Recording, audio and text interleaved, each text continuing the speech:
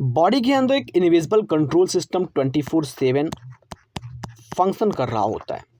अब अगर हम बात करते हैं ये 24/7 वर्क करने वाला इनविजिबल फंक्शन मात्र 1 मिनट के लिए अगर ये रुक जाए तो क्या हमारा लाइफ पॉसिबल होगा?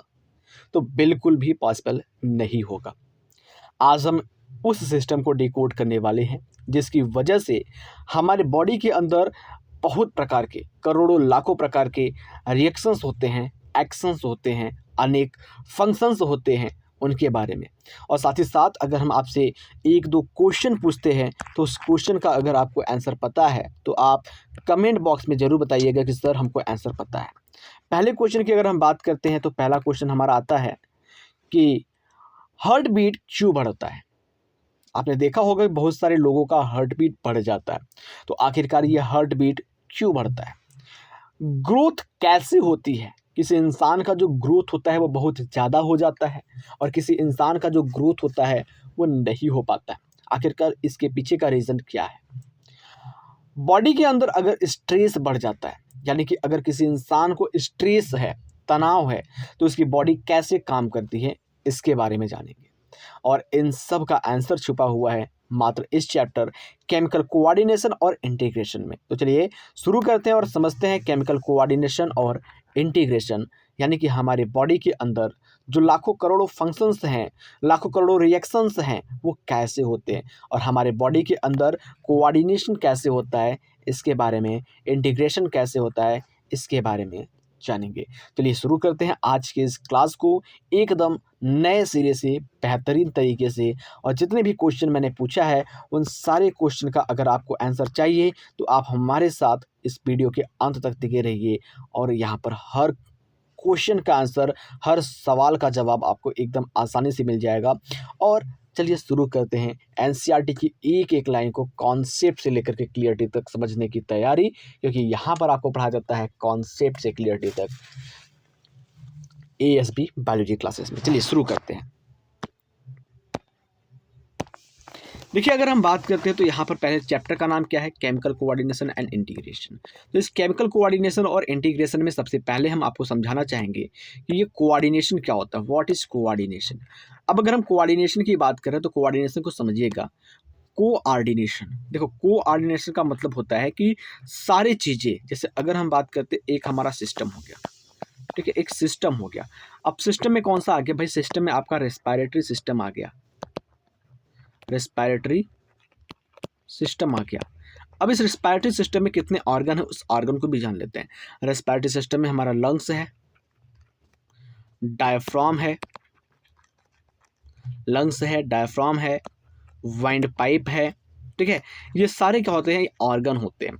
अब अगर हम कोऑर्डिनेशन की बात करते हैं तो जब हम रेस्पिरेशन करते हैं तो रेस्पिरेशन करने के दौरान जो हमारे रेस्पिरेटरी सिस्टम में ऑर्गन शामिल होते हैं, जैसे लंग्स की बात कर लेते हैं, डायफ्राम की बात कर लेते हैं, वाइंड पाइप की बात कर लेते हैं, नोजल पूर की बात कर लेते हैं, फेरिंग्स की बात कर लेते हैं, लैरिंग्स की बात कर लेते हैं। तो ये सारे क्या होते हैं? एक साथ मिलकर के काम करते हैं, एक साथ मिलकर के फंक्शन को पूरा करने में हेल्प करते हैं और इसी को क्या कहते हैं? हम कोऑर्डिनेशन कहते हैं।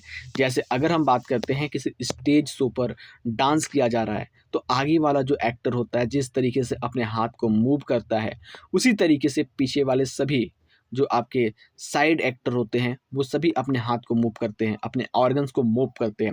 यानी कि ताल से ताल मिला करके चलना ही कोऑर्डिनेशन कहलाता है। अब अगर हम बात करते हैं तो हमारे बॉडी के अंदर क्या होती है? दो सिस्टम होती है। कौन कौन से सिस्टम होती है? एक सिस्टम होती है आपकी न्यूरल सिस्टम। क्या होती है? एक होती है आपकी न्यूरल सिस्टम और दूसरा होता है आपका एंडोक्राइन सिस्टम। एंडोक्राइन सिस्टम, ठीक है, एंडोक्राइन सिस्टम होता है, एंडोक्राइन सिस्टम होता है। अब यहाँ पर अगर हम बात करते हैं तो हम आपको समझा दें थोड़ा सा डिफरेंस।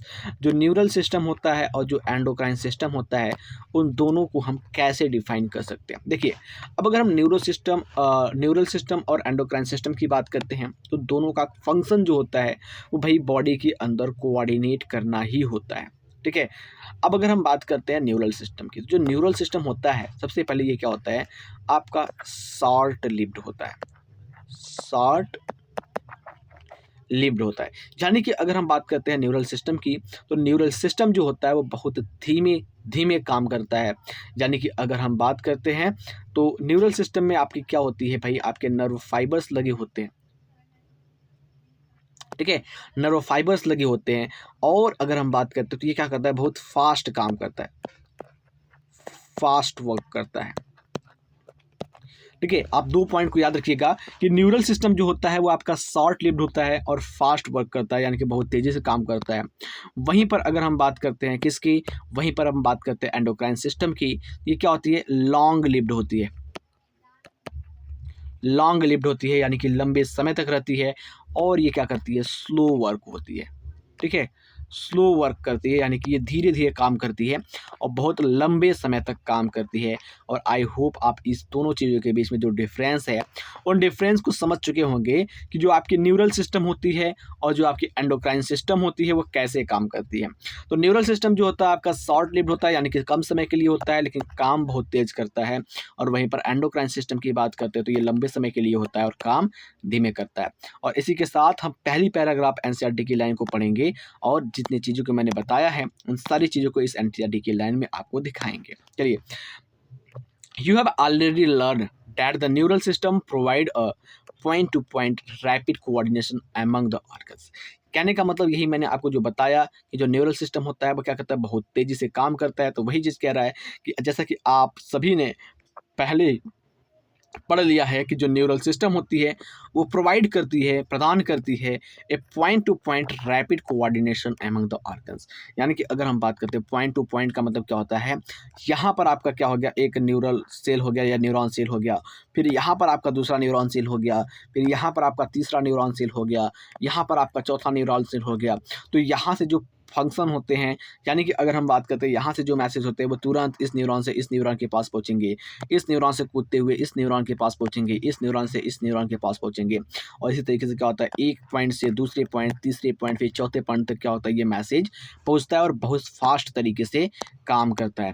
फिर वहीं पर चलते हैं, अगर हम बात करते हैं आगे की लाइन्स की, तो आगे की लाइन्स क्या होता है उसको समझिए।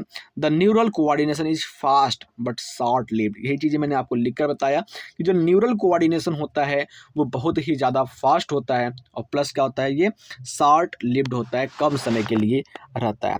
अब अगर हम बात करते हैं as the nerve fibre do not innervate, ठीक है, यानी कि अगर हम बात करते हैं तो इसमें जो नर्व फाइबर होते हैं वो इन्वर्टेड नहीं होते हैं all the cell of the body. यानी कि बात करते हैं हम यहाँ पर जो आपके नर्व फाइबर होते हैं वो बॉडी के सभी सेल के पास क्या होते हैं, इन्वर्टेड नहीं होते हैं। And the cellular function need to be the continuously regulated. A special kind of coordination and integration has to be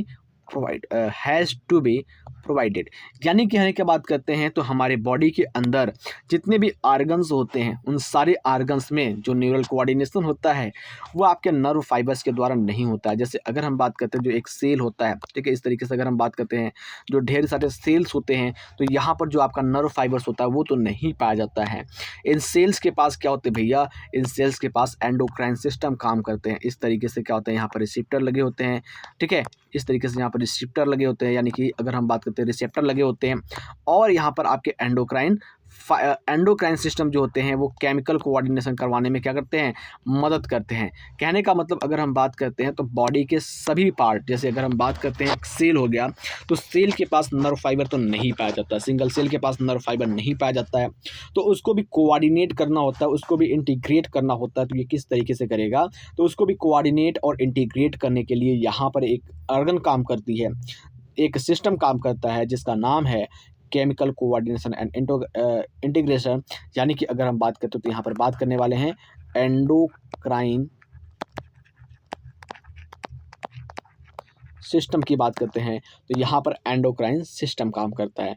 I hope आप सारी चीज़ों को अच्छे तरीके से समझ पा रहे होंगे। चलिए आगे चलते हैं और अगले पॉइंट को पढ़ते हैं। यहाँ पर क्या लिखा हुआ है कि this function is carried out by the hormones. यानी कि अगर हम बात करते हैं जो केमिकल कोऑर्डिनेशन होते हैं, इंटीग्रेशन होते हैं, वो ये हार्मोन्स के द्वारा सेल्स के अंदर किए जाते हैं। और जो हार्मोन्स के द्वारा होता है उसको क्या कहते हैं, the neural system and endocrine system jointly coordinate and regulate the physiological function in the body. यानी कि अगर हम बात करते हैं, जो आपके न्यूरल सिस्टम होते हैं, जो आपके एंडोक्राइन सिस्टम होते हैं, वो ज्वाइंटली क्या करते हैं, कोऑर्डिनेट करते हैं, ठीक है, एक साथ मिलकर के आपके बॉडी को चलाने का काम करते हैं, ठीक है, और रेगुलेट करते हैं आपके फिजियोलॉजिकल फंक्शन को, आपके शरीर के भौतिक क्रियाओं को ये रेगुलेट करने का काम करते हैं। आई होप आप इस चीज़ को अच्छे तरीके से समझ चुके होंगे। तो चलिए इसी के साथ चलते हैं हम अगले पैरा की ओर, और अगला पैरा क्या करता है, अगला एनसीईआरटी का पैराग्राफ क्या करता है, उसको हम समझते हैं। देखिए यहाँ पर अगर हम बात करते हैं एंडोक्राइन ग्लैंड्स एंड हार्मोन के बारे में, यानी कि अगर हम बात करते हैं कि एंडोक्राइन ग्लैंड क्या होती हैं, हार्मोन्स क्या होती हैं, पहले उसको जान लेते हैं। तो सबसे पहले अगर हम बात करते हैं यहाँ पर जो आपकी एंडोक्राइन ग्लैंड्स होती है, ये एंडोक्राइन ग्लैंड्स क्या होती है। देखिए अगर हम एंडोक्राइन ग्लैंड्स की बात करते हैं तो यहाँ पर कुछ एग्जांपल मैं आपको बता देता हूँ एंडोक्राइन ग्लैंड्स का, जिसको आप अच्छे तरीके से याद कर लेंगे और आपके लिए ये बहुत ज़्यादा ज़रूरी होता है। सबसे पहले अगर हम बात करते हैं तो यहाँ पर आपका आता है हाइपोथैलेमस, हाइपोथैलेमस। फिर उसके बाद अगर हम बात करते हैं तो यहाँ पर आपका आता है पिट्यूटरी, पिट्यूटरी, ठीक है। उसके बाद अगर हम बात करते हैं तो यहाँ पर आपका आता है थायराइड। फिर इसके बाद आता है आपका पैराथायराइड, पैराथायराइड आता है। फिर उसके बाद अगर हम बात करते हैं तो यहाँ पर आपका थाइमस आता है,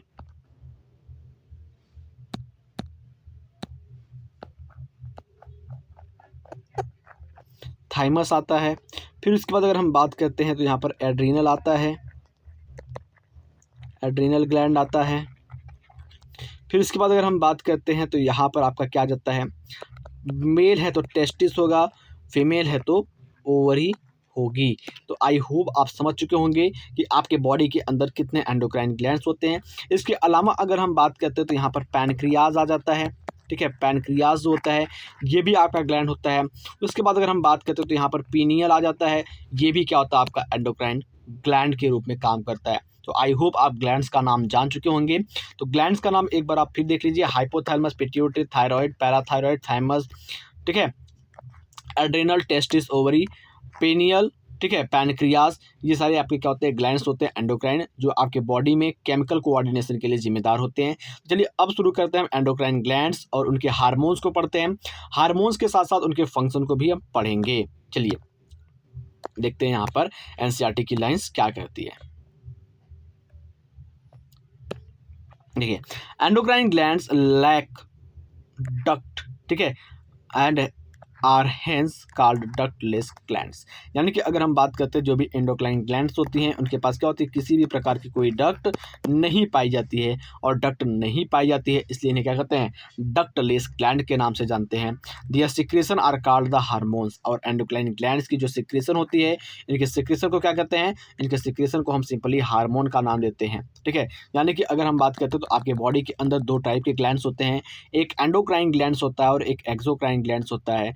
जो एक्सोक्राइन ग्लैंड्स होता है वो मेनली क्या करता है, एंजाइम को सिक्रेट करता है, और जो एंडोक्राइन ग्लैंड्स होता है वो मेनली क्या करते हैं, हार्मोन्स को सिक्रेट करने का काम करते हैं। तो आई होप आप इस चीज़ को अच्छे तरीके से समझ पा रहे होंगे। यहाँ पर बात करते हैं the classical definition of the hormones as a chemical producer by the endocrine gland and released into the blood and the transported to the distantly located target organs has current scientific definition as follow. यानी कि अगर हम बात करते हैं जो आपके hormone होते हैं, हार्मोन की अगर हम बात करते हैं तो उसको अगर हम डिफाइन करना चाहते हैं तो कैसे करेंगे।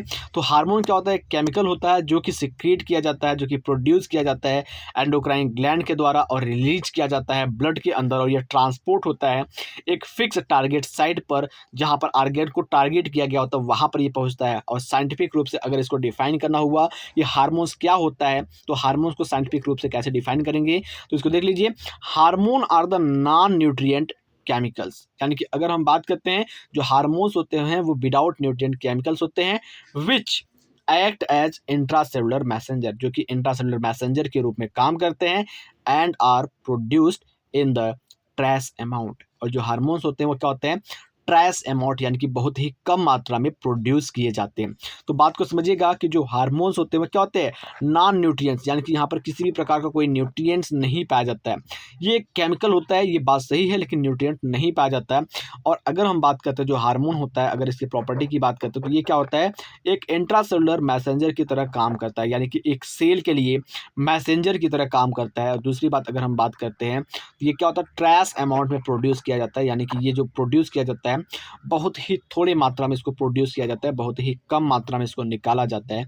तो आई होप आप इस चीज़ को अच्छे तरीके से समझ पा रहे होंगे कि जो हार्मोन्स होता है वो क्या होता है, हार्मोन्स को आप कैसे साइंटिफिकली डिफाइन कर सकते हैं, इस चीज़ को भी आप समझ पाए होंगे। या आप हार्मोन को डिफाइन करना है तो सिंपली लिखेंगे कि hormones are the non nutrients chemical which act as intracellular messenger and are produce in trace amount, और ये ट्रेस अमाउंट में प्रोड्यूस होते हैं। चलिए आगे की पॉइंट्स की बात करते हैं। तो आगे की पॉइंट्स क्या कर रहा है कि द न्यू डेफिनेशन, अगर हम बात करते हैं नया डेफिनेशन क्या होगा, कवर हुआ है a number of new molecule in addition to the hormone secreted by the organised endocrine gland.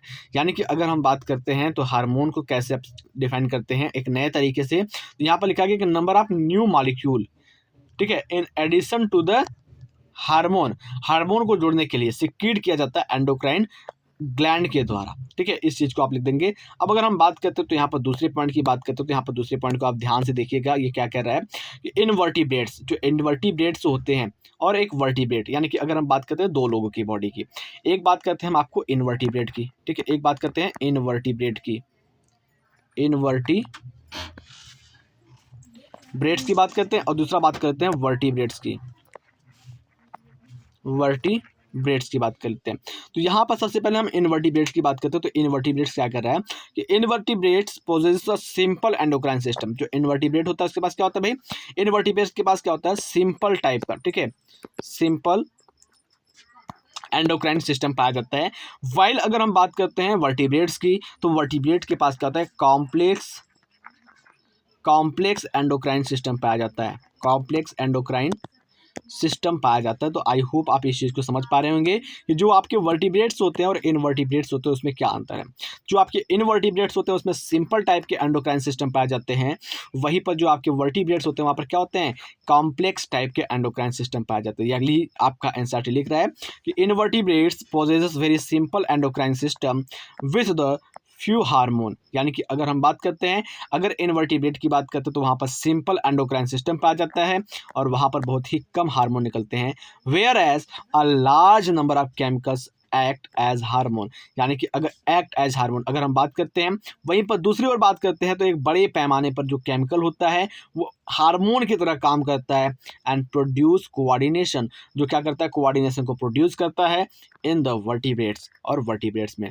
The human endocrine system is described here. अगर हम बात करते हैं नीचे तो यहाँ पर ह्यूमन एंडोक्राइन सिस्टम के बारे में डिफाइन किया गया है, लेकिन उसके भी पहले अगर हम बात करते हैं तो इसके दो लाइन की बात करें तो यहाँ पर आप ध्यान से एकदम सुन लीजिएगा, अपने दिमाग के साथ साथ आपके अंग की जितनी भी स्टोरेज हैं उन सारे स्टोरेज को खोल करके सुन लीजिएगा और उन सारे स्टोरेज में हमारी इस बात को गांठ बांध करके बैठा लीजिएगा।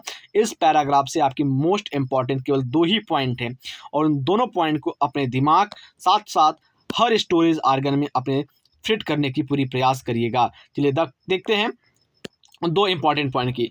पहले इंपॉर्टेंट पॉइंट की बात करते हैं कि हार्मोन्स का डेफिनेशन।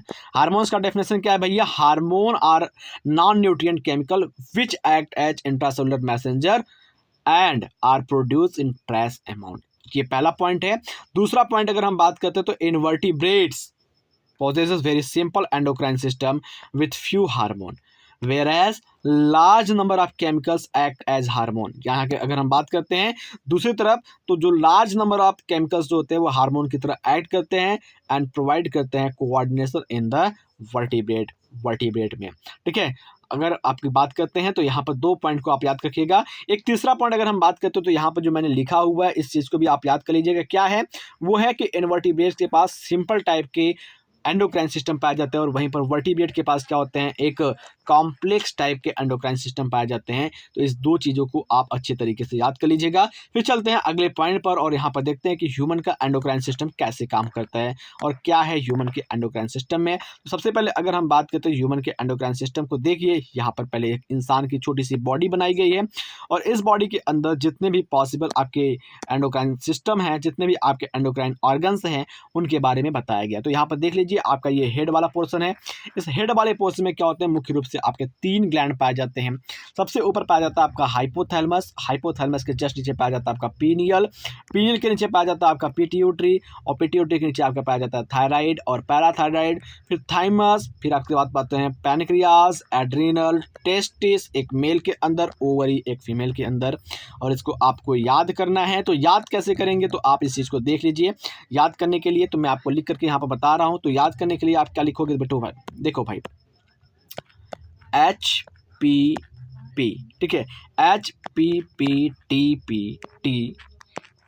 POT, ठीक है, इस तरीके से याद करेगा। HPPT PTTOT, HPPT PTTOT, यानी कि H से क्या हो जाएगा आपका हाइपोथैलेमस हो जाएगा, P से आपका पीनियल हो जाएगा, P से आपका पैराथायराइड हो जाएगा, सॉरी P से आपका पिट्यूटरी हो जाएगा, T से अगर हम बात करते हैं तो आपका थायराइड हो जाएगा, P से आपका पैराथायराइड हो जाएगा, T से अगर हम बात करते हैं तो थाइमस हो जाएगा, P से आपका पैनक्रियास हो जाएगा, ठीक है। एक से आपका एड्रिनल है, उसको भी याद कर लीजिएगा। O से अगर हम बात करते हैं ओवरी हो जाएगा और T से आपका टेस्टिस हो जाएगा। तो इस चीज़ को आप अच्छे तरीके से याद कर लीजिएगा। या फिर हम कह सकते हैं भैया जो हाइपोथैलेमस होता है वो आपके हार्मोन्स को सिक्रेट करता है, पिट्यूटरी को स्टिमुलेट करता है और पिट्यूटरी क्या करती है भैया, सबको कंट्रोल करती है, जिसका नाम है आपका thyroid, parathyroid, thymus, pancreas, adrenal, ovary और टेस्टिस।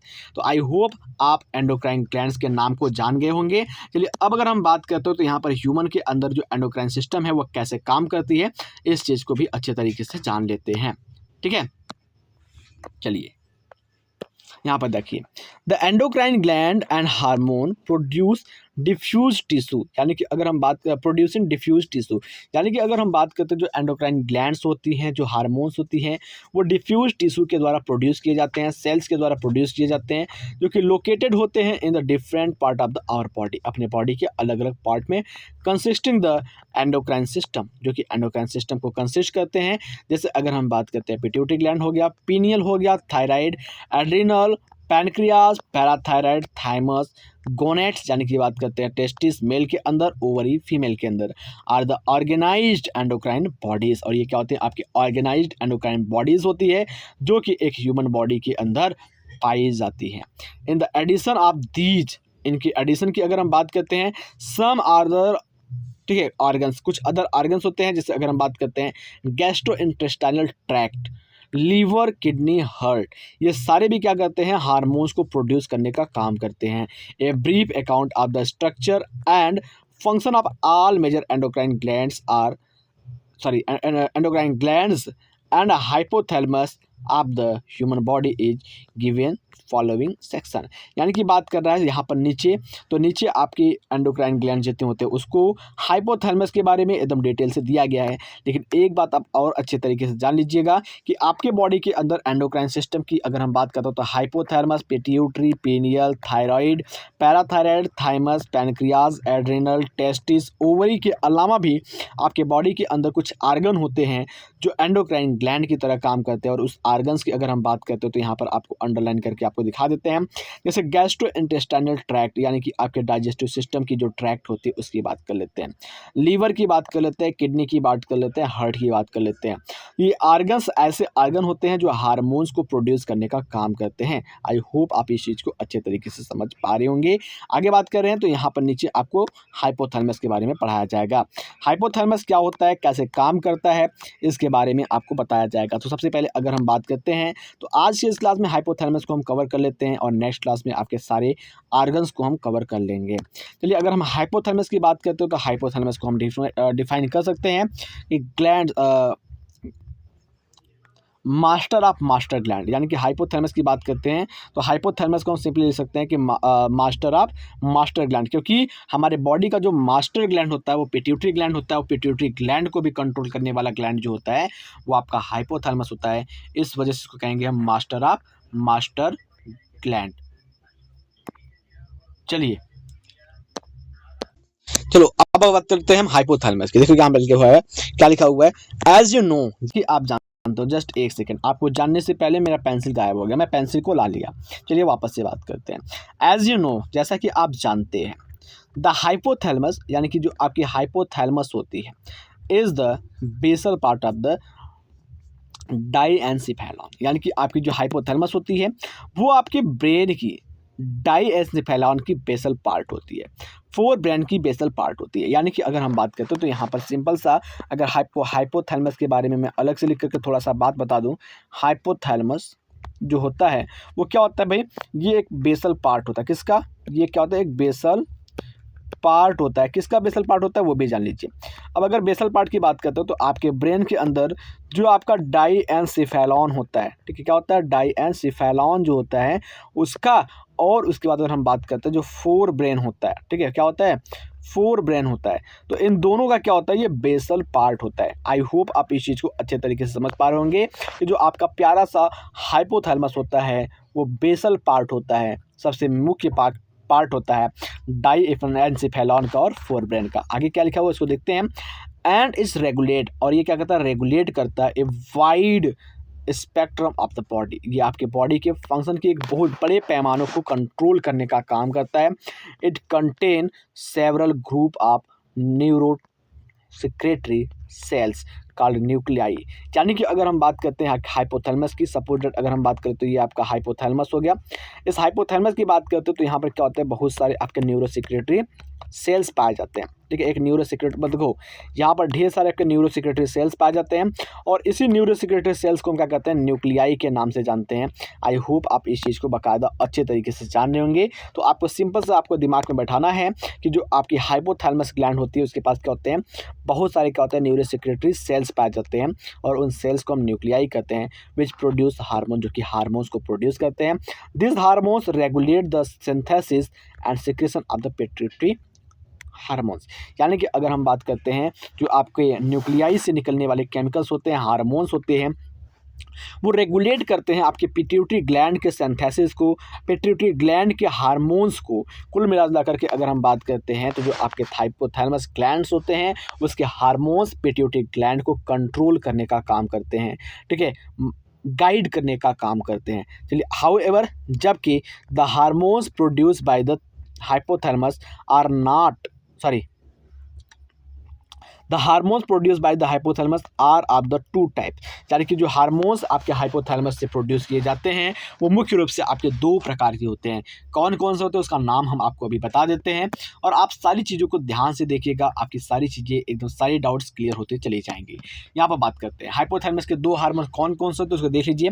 पहले हार्मोन की अगर हम बात करते हैं तो रिलीजिंग हार्मोन, पहला क्या होता है आपका, रिलीजिंग हार्मोन होता है, which stimulate the secretion of pituitary hormone.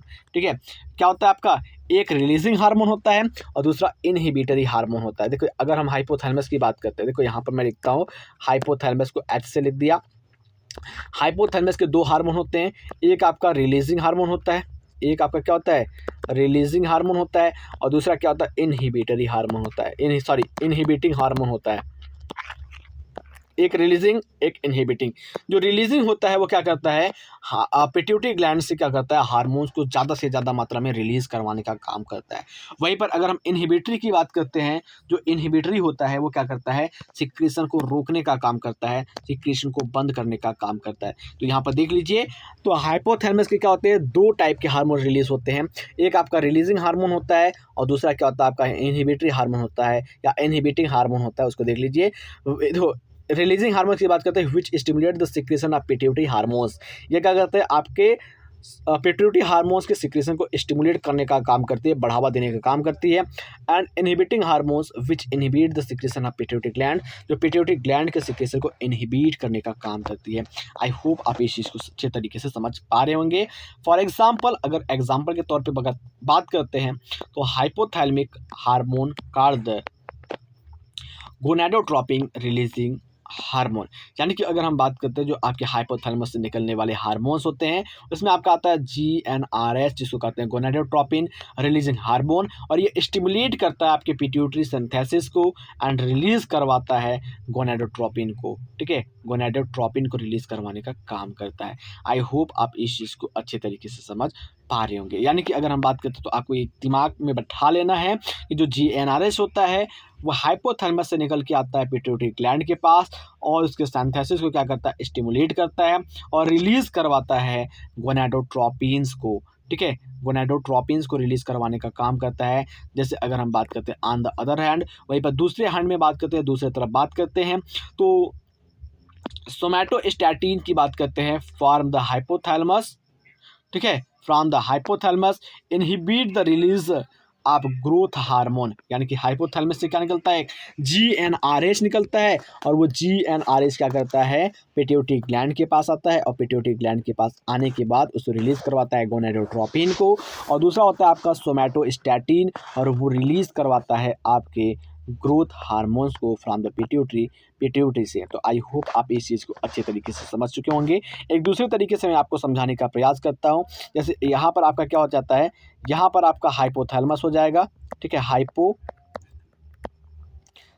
हो जाएगा,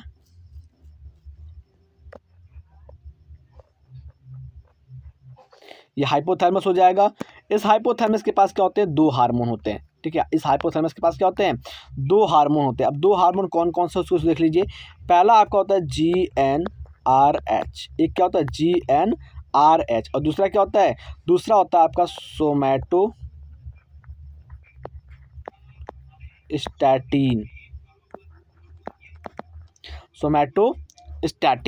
अब ये आपका जो GnRH होता है, ये क्या करता है, जाता है किसके पास, पिट्यूटरी ग्लैंड, जिसको मैंने P से लिखा, और इस पिट्यूटरी ग्लैंड के पास जाएगा तो ये क्या करवाएगा, आपके गोनाडोट्रोपिन को निकलवाएगा, गोनाडोट्रोपिन को निकलवाएगा। गोनाडोट्रोपिन में जो आपके गोनैड्स को कंट्रोल करने वाले होते हैं वो आ जाते हैं। और वहीं पर अगर हम बात करते हैं जो सोमैटोस्टैटिन होता है, ये सोमैटोस्टैटिन जाता है पिट्यूटरी ग्लैंड के पास, और पिट्यूटरी ग्लैंड से रिलीज करवाता है आपके ग्रोथ हार्मोन यानी कि GH को रिलीज करवाने का काम करता है। तो आई होप आप इस चीज़ को अच्छे तरीके से समझ पाए होंगे। चलिए आगे अगर हम बात करते हैं तो ये क्या कहता है उसको देखते हैं, जस्ट एक second. These hormones originated in hypothalamic neurons, ठीक है, ये क्या होते हैं, ओरिजिनेट होते हैं हाइपोथैलेमिक न्यूरॉन्स के अंदर, पास थ्रू एक्सॉन, और एक्सॉन के थ्रू पास किए जाते हैं, and are release from their nerve ending, और ये क्या होते हैं, नर्व एंडिंग में रिलीज कर दिए जाते हैं। These hormone reach in the pituitary, और ये हार्मोन पिट्यूटरी में पहुंचते हैं, ठीक है, through the porter circulatory system. एक पोर्टर सर्कुलेटरी सिस्टम काम करता है जो एक ग्लैंड के हार्मोन को दूसरे ग्लैंड में रिसीव करवाने का काम करता है। तो हाइपोथैलेमस से जो हार्मोन्स रिलीज होते हैं वो पोर्टर सर्कुलेटरी सिस्टम के द्वारा पिट्यूटरी ग्लैंड के अंदर पहुंचते हैं एंड रेगुलेट करते हैं function of the anterior pituitary, और एंटीरियर पिट्यूटरी के फंक्शन को रेगुलेट करने का काम करते हैं। The posterior pituitary is under the direct neural regulation of the hypothalamus. जो पोस्टीरियर पिट्यूटरी होता है वो डायरेक्ट रेगुलेट किया जाता है हाइपोथैलेमिक न्यूरल रेगुलेशन के द्वारा। आई होप आप इस चीज़ को अच्छे तरीके से समझ पा रहे होंगे। चलिए यहाँ पर अगर हम बात करते हैं तो एक छोटा सा डायग्राम जो आपको हाइपोथैलेमस का दिखाया जा रहा है, इस डायग्राम को आप देख लीजिए, ये आपके हाइपोथैलेमस का डायग्राम है। तो यहाँ पर देख सकते हैं जो आपका हाइपोथैलेमस है वो कैसे काम कर रहा है। देखो यहाँ पर आपका क्या है, ये आपका हाइपोथैलेमस है, यहाँ पर आपका क्या है, ये आपका पिट्यूटरी ग्लैंड है, ये हाइपोथैलेमस है। तो हाइपोथैलेमिक न्यूरॉन यहाँ पर क्या होता है, ये आपके हाइपोथैलेमिक न्यूरॉन पाए जाते हैं। ये हाइपोथैलेमिक न्यूरॉन के अंदर देखेंगे आप डॉट डॉट सब सफ़ेद रंग का दिखाई दे रहा है, तो ये आपके क्या होते हैं, हार्मोन्स होते हैं। अब देखो अगर हम बात करते हैं तो यहाँ पर एक आपका कुछ वेब के जैसा, एक जाल के जैसा दिखाई दे रहा है, जिसको हम पोर्टल सर्कुलेटरी सिस्टम के नाम से जानते हैं। तो हाइपोथैलेमिक न्यूरॉन्स क्या करता है, हार्मोन्स को सिक्रीट करता है पोर्टल सर्कुलेटरी सिस्टम में, और वो पोर्टल सर्कुलेटरी सिस्टम क्या करता है, हार्मोन्स को कैरी करवाता है एंटीरियर पिट्यूटरी ग्लैंड के काम करने के लिए, एंटीरियर पिट्यूटरी ग्लैंड को कंट्रोल करने का काम करता है। वहीं पर अगर हम बात करते हैं जो आपका पोस्टीरियर पिट्यूटरी ग्लैंड होता है, यहाँ पर आपका हाइपोथैलेमिक न्यूरॉन डायरेक्ट क्या करता है, हार्मोन को सिक्रेट करता है पोस्टीरियर पिट्यूटरी ग्लैंड में, और जो पोस्टीरियर पिट्यूटरी ग्लैंड होते हैं वो डायरेक्ट रेगुलेट किए जाते हैं हाइपोथैलेमिक न्यूरॉन्स के द्वारा। तो आई होप आप इन चीज़ों को अच्छे तरीके से समझ पाए होंगे। तो नेक्स्ट क्लास में हम आपको बताने वाले हैं पिट्यूटरी ग्लैंड के बारे में। पिट्यूटरी ग्लैंड क्या होता है उसके बारे में अच्छे तरीके से समझेंगे। तो मिलते हैं आपसे अगले क्लास में। अगर आपको क्लास अच्छा लगा है तो प्लीज़ क्लास को लाइक करिएगा, अपने दोस्तों के साथ शेयर जरूर करिएगा, और चैनल पर नए हैं तो चैनल को सब्सक्राइब करके अपने क्लास को रेगुलर देखने के लिए तैयार हो जाइए। मिलते हैं आपसे अगले क्लास में, तब तक के लिए जय हिंद, जय भारत। बने रहिए हमारे साथ।